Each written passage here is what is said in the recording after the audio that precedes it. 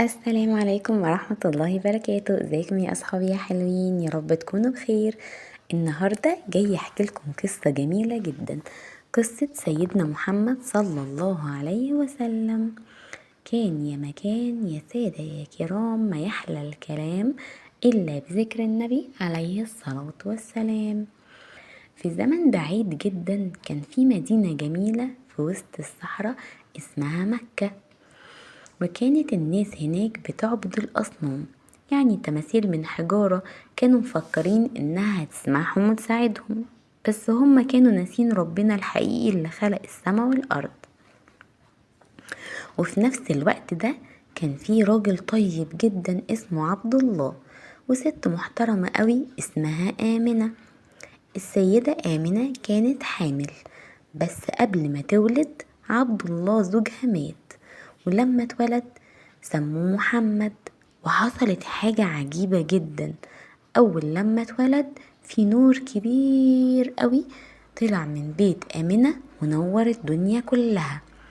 وفي ناس شافوا نجوم بتتحرك بطريقة غريبة في السماء. كل الناس حسوا ان في حاجة عظيمة حصلت، طفل غير عادي اتولد. وبعد كام سنة أمه آمنة كمان ماتت، فبقى محمد يتيم، ورباه جده عبد المطلب.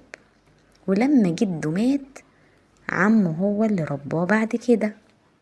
بس رغم كده كان دايما قوي وهادي، بيحب الناس وبيساعدهم.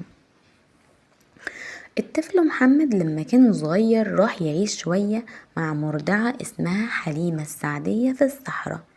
وهناك حصلت حاجة غريبة، الصحراء اللي كانت ناشفة بقت خضرة، والجمال بتاعتهم اللي كانت ضعيفة بقت قوية ودايما شبعانة، والمية عمرها ما خلصت أبدا.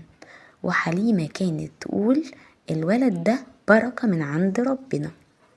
كبر محمد وبقى شاب محترم جدا، والناس في مكة كانت بتسميه الصادق الأمين، عشان عمره ما كذب ولا خدع، وكان دايما بيساعد الفقراء ويواسي الحزين، وبيحب كل الناس.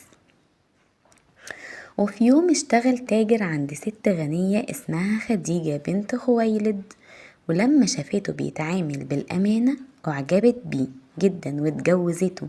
وكانوا أسعد اتنين، بيحبوا ربنا وبيحبوا الناس.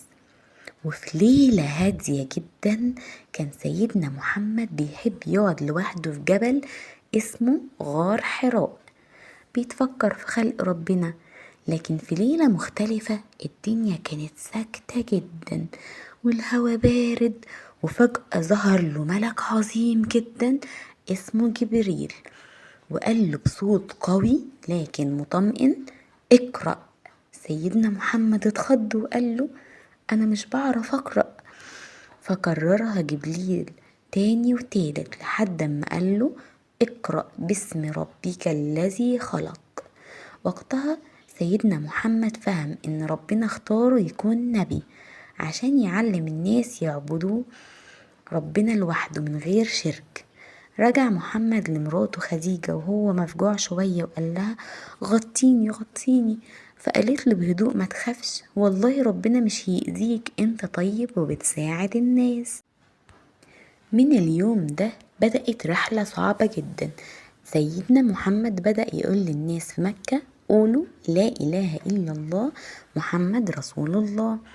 بس مش كل الناس كانت طيبة، في ناس ضحكت عليه وناس حاولت تأذيه، بس كان في ناس طيبة صدقوه زي أبو بكر الصديق وعلي بن أبي طالب وبلال بن رباح اللي كان عبد لكنه آمن بربنا رغم التعذيب الشديد اللي حصل له.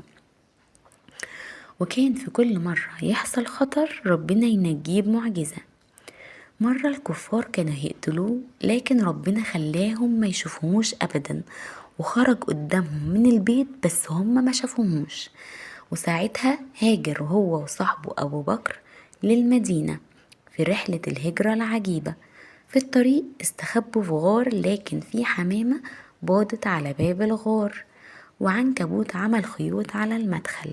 فلما الأعداء جم قالوا ده محدش دخل هنا، شايفين العنكبوت عمل بيته ازاي، والحمامة كمان باضت بيضتها، ومشوا وربنا نجى سيدنا محمد وصاحبه أبو بكر. ولما وصل المدينة الناس رحبت بيه جدا وفرحت، وبنوله مسجد وبدأ يعلمهم القرآن والرحمة والمساعدة، وكان بيقول دايما تبسمك في وجه أخيك صدقة.